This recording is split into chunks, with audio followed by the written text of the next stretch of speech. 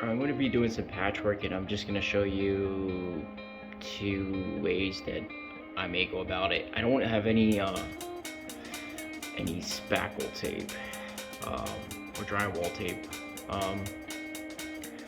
so I'm just going to show you how I'm going to do this. If I had tape, I would just use those little cutouts and put tape around it, but I don't have the tape, so I'm gonna show you real quick how you can patch this up.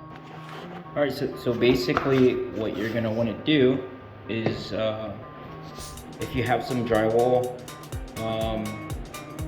scraps left over, is basically if you figure that the figure out the size of the hole that you need to obviously fill. In this case, it's about 4 inches, pretty close. I mean, the hole says 4, but that's obviously less.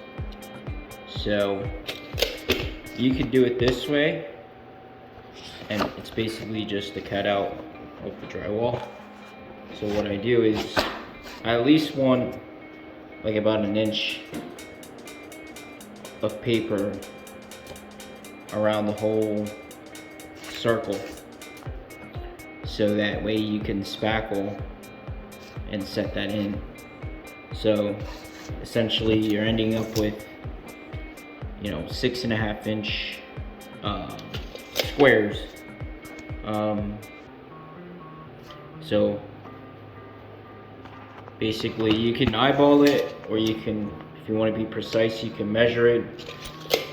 I already have my piece cut, so I don't really have to measure.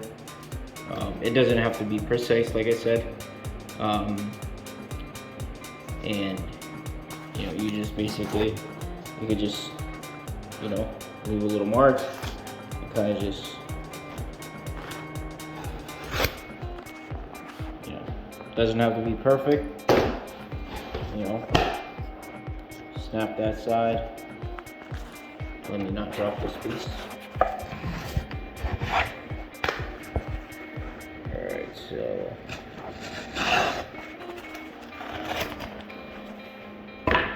you cut it. And like I said, I already have 2 of these made already. Now you could use a hole saw and get a nice clean circle, like this. Alright, so real quick, if you just for the sake of the video, if you do want to use the hole saw, actually I'm gonna do two because I think I have enough piece right here in the scrap to perform 2 patch jobs.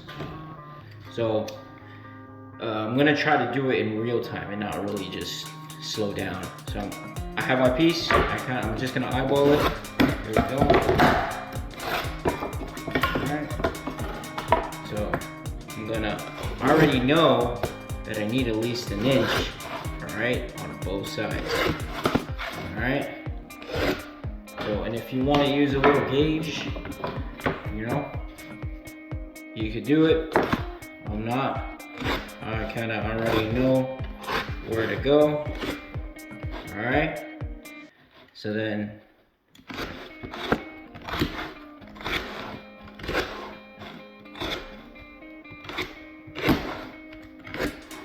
I kind of like to hit these corners here. Alright, so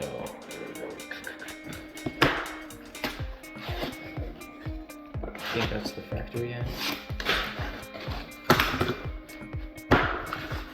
Just cut these corners.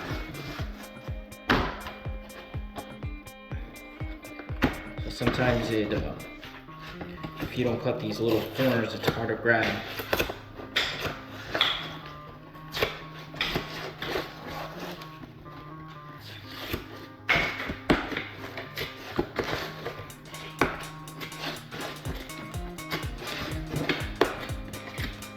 Alright, that was freehand, and sometimes it doesn't fit, so you have to go back and trim it, That's the only problem. It's not the end of the world,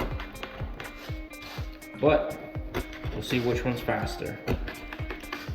We could probably do another one of these and it could be smaller. That's pretty good. All right, so now hole saw. Hole saw, here we go. Boom. Eyeball it to get this thing started here.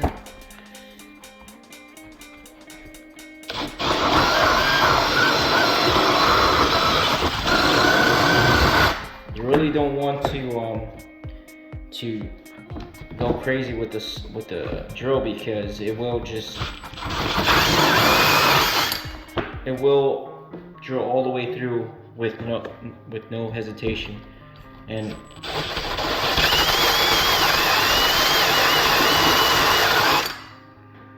you know, just kind of get a feel for it. The more you do this, the better you'll get at it. I'm not saying I'm good at it. I'm just saying, pretty sure the more you do it, the better you'll get. So I'm just gonna trim a little bit off because there's just too much there.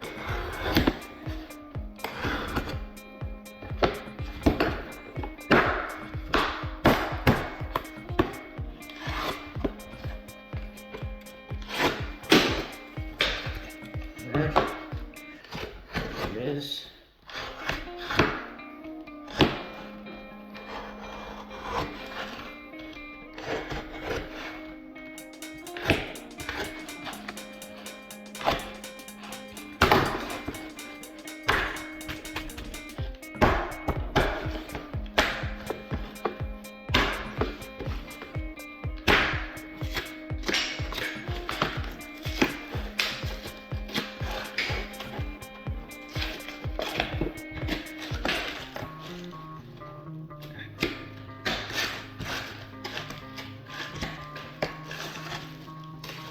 So that's what I mean about the factory edge, where it basically folds out, which is no problem. And if you have any extra, any material left over on the paper, so that's how, two different patches, two different ways of doing the same patch. Whatever works. So you may not have a hole saw, but like I said, you should have one if you're doing this kind of work. That still probably needs a little trim there on the end.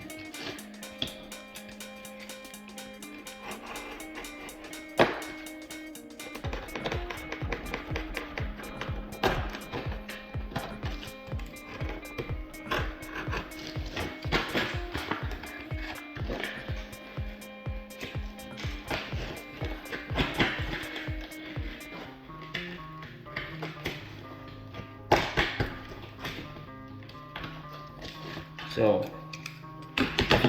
if you hold it on the table like this, it keeps the paper from ripping back around the patch. If you're holding it like this and you're trying to rip it, it's gonna pull the paper back. So if you hold it down and you rip them going down, it will keep the paper from ripping back. So there you have it. Your pan, and essentially this is gonna go right here like that. Boom. So what you want to do is make sure you put spackle around where the paper is gonna be. So essentially, this whole area right now, before you put the patch in, you want to make sure you put spackle for it to grab. I don't know if I can put this on. Yeah, there we go.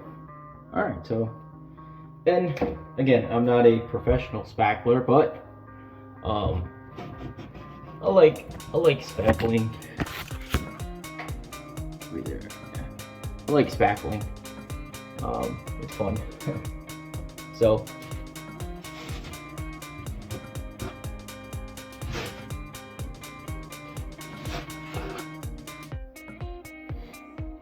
essentially you want to get that whole area covered, you know, make sure it has spackle. What you don't want is for it to not have spackle, or you're gonna get a little bubble. I like to just throw some on the paper itself, on the around the circle, around the filler piece, just to make sure I got the corners right.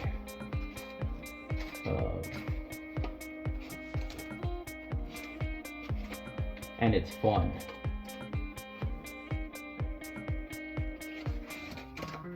So I'll show you real quick what I'm doing here.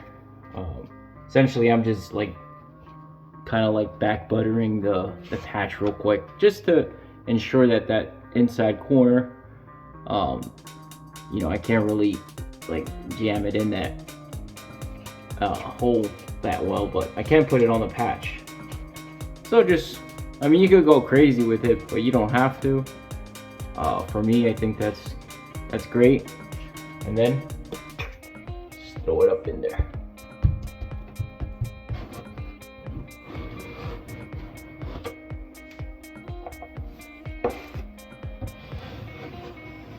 So like I said, I'm not a professional spackler, but I learned this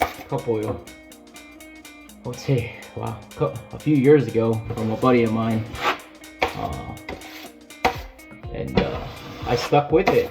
I stuck with this. His name's Frank. So shout out to Frank.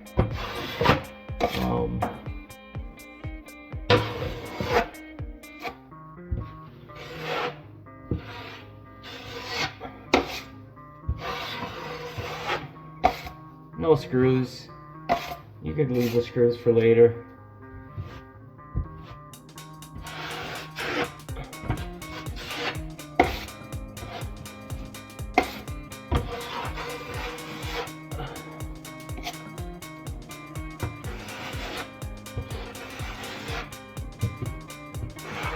I like to leave a nice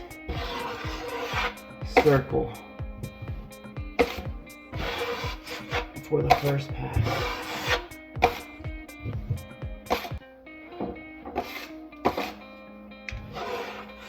And if anyone has any suggestions as far as doing these patches, you know, leave a comment. I mean, I'm not, like I said, I don't do this type of spackling every day, but that's kind of what you can do if you don't have any screws or, you know, tape. Just cut out a little square, depending on the size that you need. You know, this is a 4-inch hole. Obviously, if you do, you know, if you have 6-inch light, it'll obviously bigger. The hole or the patch itself will probably be bigger. So I like to do this only with small patches.